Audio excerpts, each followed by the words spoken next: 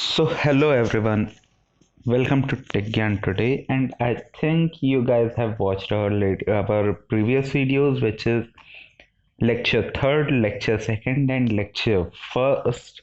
So, we are moving forward to our fourth lecture on the topic of web development using Python, and for that, we are now studying it different HTML structures. Like the very first thing we had mentioned on our structure is Doctype HTML. It makes browser ready to run HTML and make all the styles and everything which we have used perfect. Then we had talked about two type of content model in an HTML. There are basically two type of content model in HTML. The first one is block level element and the second one is inline element. So what is block level element? The element renders to begin on a new line, which means on every element, on the use of every element, it starts from a new line. It doesn't appear on the very same line.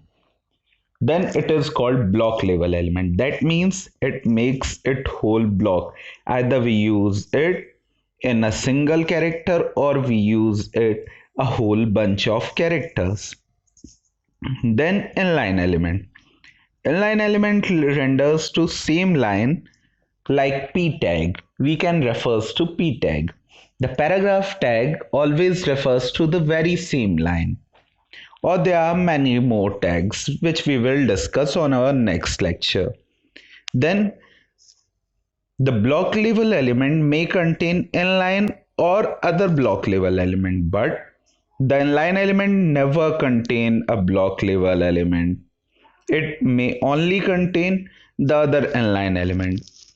And the flow of content in block level element is rough when we use HTML5, but the content is pasted or the content facing is not as roughly on the inline element. Then, if you have noticed, then we have talked about HTML5. So moving forward toward HTML5, HTML5 replaced those definitions and those element content model into seven more complex set of contrast category.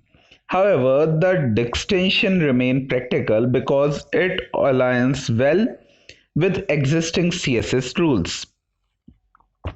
So moving forward toward our example and leaving HTML5 because it is a standard language and we don't have to involve a standard thing everywhere, we will move forward toward our block level and inline element.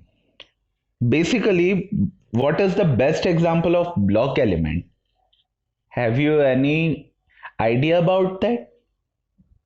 The div element, divisional element. Divisional element is the best example of a block level element, or the section element. Section element is one of the best example of the block level element.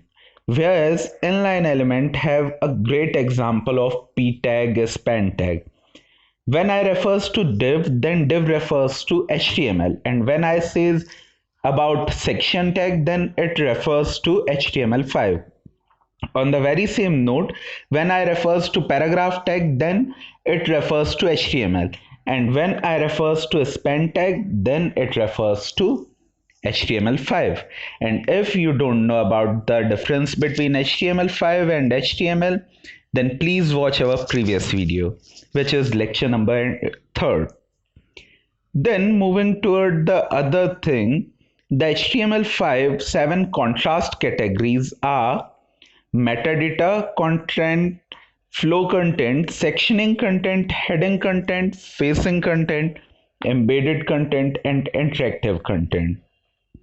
So these all are divided into seven categories. All the tags are divided on seven categories.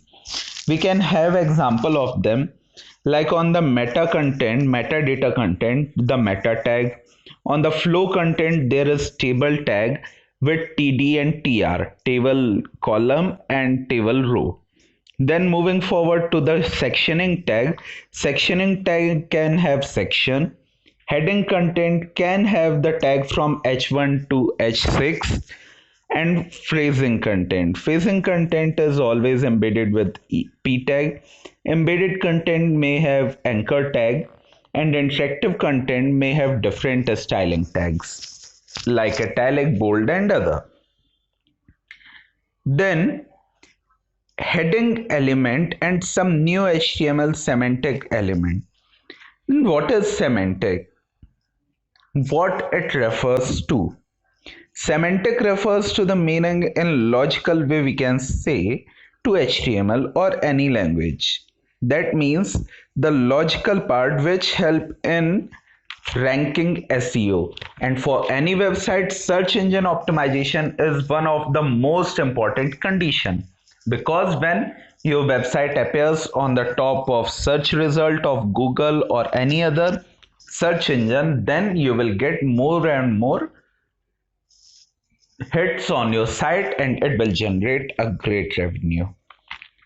Then we will discuss about some block level element or some HTML semantic element.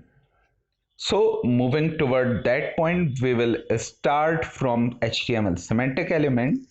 And as I can see, the length of video is so long and people are not interested in very long video, then we will discuss HTML5 semantic elements on our very second lecture, which is lecture number 5. So please stay tuned, and that lecture will be live for tomorrow. So please stay tuned, press the subscribe button, and do share to all your friends and everyone. Thank you.